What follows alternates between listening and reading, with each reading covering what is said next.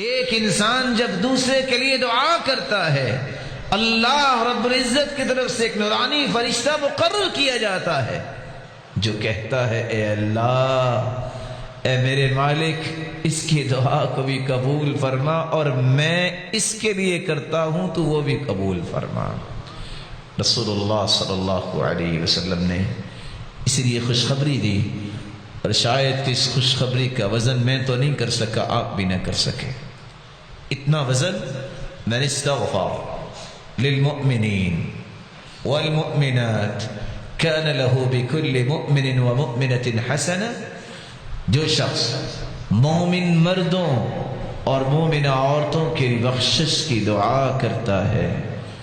الفاظ دیکھیے تین ہیں، اللہم اغفر للمؤمنین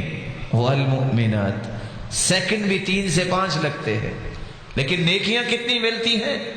كان له بكل مؤمن ومؤمنة حسنة،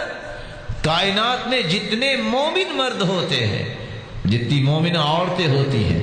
ذرا سوچئے آدم علیہ السلام سے لے کر آج تک کتنے مومن مرد اور عورتیں آئیں، اتنی تعداد میں اللہ رب العزت اس کے نام اعمال میں نیکیاں لکھوا دیتے ہیں۔ میری اللہ رب العزت سے دعا ہے،